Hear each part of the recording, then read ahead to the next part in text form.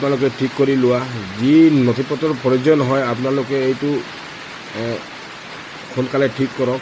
আৰু নথি পত্ৰ নহ'লে আপোনালোকৰ অসুবিধা হ'ব পাৰে। যি নথি পত্ৰ আপোনালোকৰ নাই সেইটো সোনকালে আপোনালোকে সংযোগ কৰা আৰু নথি পত্ৰটো আপোনালোকে ঠিক কৰি লোৱা।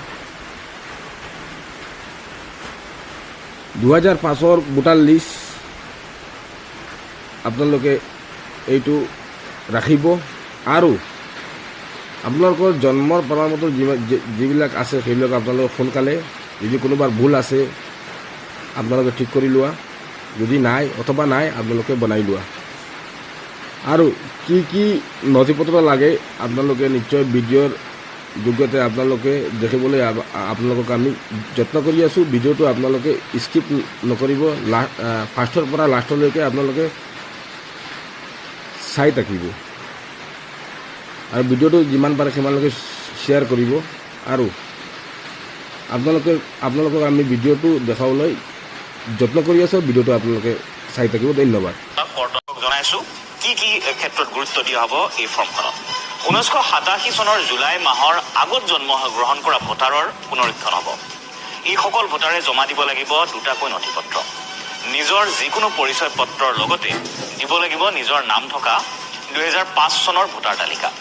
কৰা হ'ব নাম। 3টা স্তৰত বিশেষ ভোটাৰ পুনৰীক্ষণ হ'ব।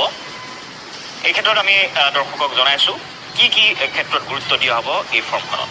1987 চনৰ জুলাই মাহৰ আগত জন্মগ্ৰহণ কৰা ভোটাৰৰ পুনৰীক্ষণ হ'ব।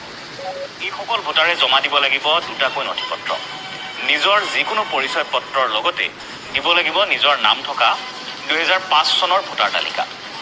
1987 চনৰ জুলাইৰ পৰা 2002 চনৰ ডিচেম্বৰৰ ভিতৰত জন্মগ্ৰহণ কৰা ভোটাৰে দিব লাগিব 4টাকৈ নথি পত্ৰ। জন্মৰ প্ৰপত্ৰ, পিতৃ মাতৃৰ পৰিচয় পত্ৰ সহ দিব লাগিব নিজৰ যিকোনো পৰিচয় পত্ৰ। নিজৰ অথবা পিতৃ মাতৃৰ নাম থকা 2005 চনৰ ভোটাৰ তালিকাও দিব লাগিব তেওঁলোকে। 2005ৰ পাছত জন্মগ্ৰহণ কৰা ভোটাৰেও দিব লাগিব 4টাকৈ নথি পত্ৰ। জন্মৰ প্ৰমাণ পত্ৰ, পিতৃ মাতৃ উভয়ৰে পৰিচয় পত্ৰ সহ দিব লাগিব নিজৰ যিকোনো পৰিচয় পত্ৰ। পিতৃ মাতৃৰ নাম থকা 2005 চনৰ ভোটাৰ তালিকাও দিব লাগিব তেনে ব্যক্তিসকলে।